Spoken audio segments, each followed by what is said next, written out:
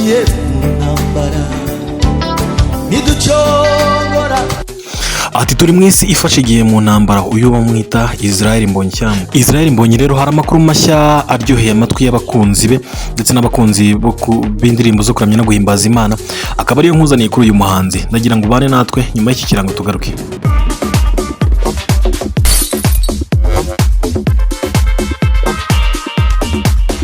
Yes, nkuko mubibona neza kuri icyo kirango ni Irika TV Rwanda. Reka mbanze nshimire buri muntu wese wamaze kwanda subscribe kuri iyi channel yacu ya Irika TV Rwanda, ndetse udahwema kutureba buri munsi akakanda like, comment, akatubwira n'ibyifuzo ko twazamugezaho ubutaha. Imana ibampere umugisha uzira umusozo. Kuri TikTok turahari, kuri Facebook turahari, kuri Instagram turahari, aho hose wadukurikirana ndetse ukaduha igitekerezo cyawe, ukatubwira uburyo ibyo dukora bimeze kuri wowe, niba ubikunda cyangwa se niba hari icyo twakongeramo. Ndabakunda cyane.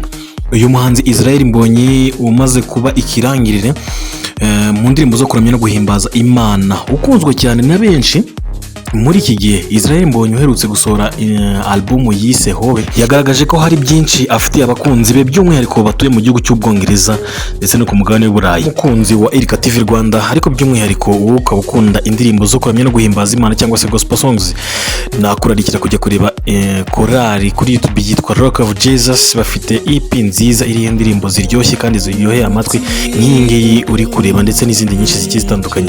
Wanyarukiraho rero hanyuma ukaramya ndetse ukanahimbaza Imana.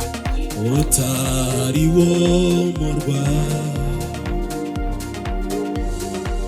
ikiganza cyatobowe. Yes, ngaye nguko rero iyo ni korali Rock of Jesus, ifite indirimbo ziryoshye kandi zirimo ubutumwa bwiza cyane. Umuhanzi Israel Mbonyi uri mu bahanzi bakunzwe cyane ndetse cyane, uherutse no gusohora album yise Hobe, yateguje abakunzi be bo ku mugabane w'Uburayi, by'umwihariko mu gihugu cy'Ubwongereza. Igitaramo gikomeye kizabera mu mujyi wa Leeds ku itariki 27 z'ukwezi kwa gatandatu uyu mwaka 2026. Uyu mugabo yabitangaje abinyujije ku rukuta rwe rwa Instagram kuri uyu wa mbere ku itariki 27 z'uku kwezi n'ejo hashize, aho yamenyesheje abakunzi be ko amatike yamaze no kujya hanze.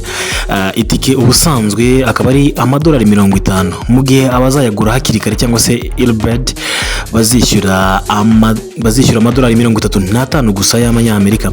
Bikaba biteganyijwe ko abazitabira bazanyurwa n'igitaramo cy'imbaturamugabo nk'uko bisanzwe. Uyu mugabo ukunda gukora ibitaramo bidasanzwe kandi mu buryo bwa live performance, akaba ari umuntu mu by'ukuri ukunzwe cyane. Akaba rero avuga ko amatike yamaze kujya hanze, abari tayari batangira kugura. Niba wumva uri tayari, ukaba wumva uri hafi cyangwa se bizakorohera, nakubwira iki waratinze. Uyu mugabo Israel Mbonyi rero akaba ari ku nshuro ya kabiri agiye gutaramira mu Bwongereza, nyuma y'uko yaherukaga kuhakorera ivugabutumwa rikomeye ku itariki 14 z'ukwezi kwa 9 2024 mu mujyi wa London, mu murwa mukuru w'iki gihugu. N'ubundi icyo gihe yari yatumiwe n'umuyobozi w'umuryango Women Foundation Ministries, Apotre Alice Mignone Kabera, mu giterane cy'iminsi ibiri cyitabiriwe n'ibihumbi by'abakristo, cyane cyane abanyarwanda n'abandi baturutse mu karere ka Afurika y'Iburasirazuba batuye muri iki gihugu.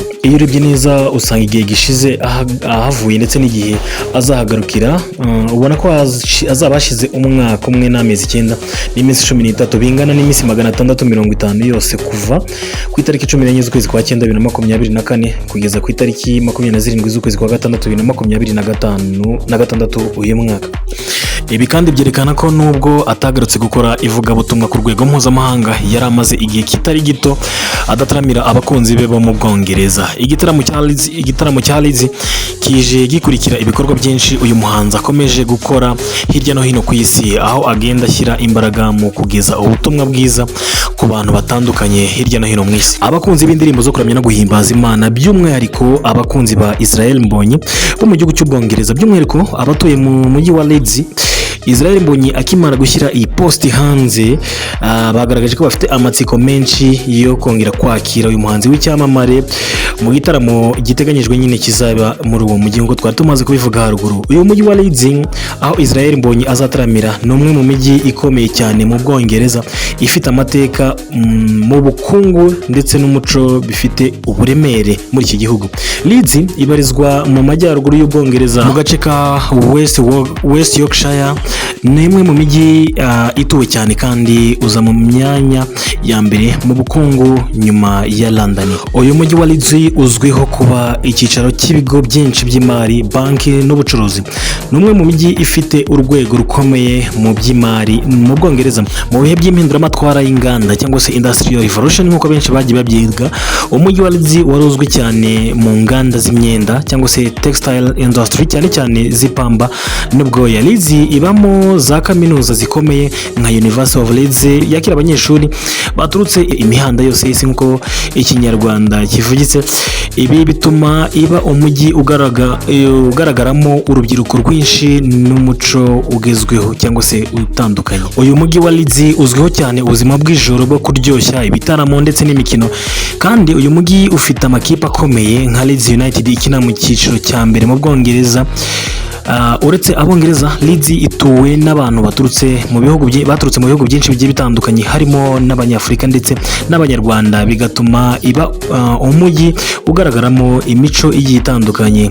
Uyu mujyi ufite inzu ndangamurage, amasoko manini n'ahantu nyaburanga henshi nko ku masoko ya Leeds Gate Market, imwe mu masoko manini mu Burayi. Muri rusange Leeds ni umujyi ugezweho ufite amateka akomeye, ubukungu bugezweho n'umuco uhuza isi yose, ari nabyo byatumye abahanzi bakomeye nka Israel Mbonyi bahitamo kujyayo gukorerayo igitaramo hamwe n'abakunzi babo.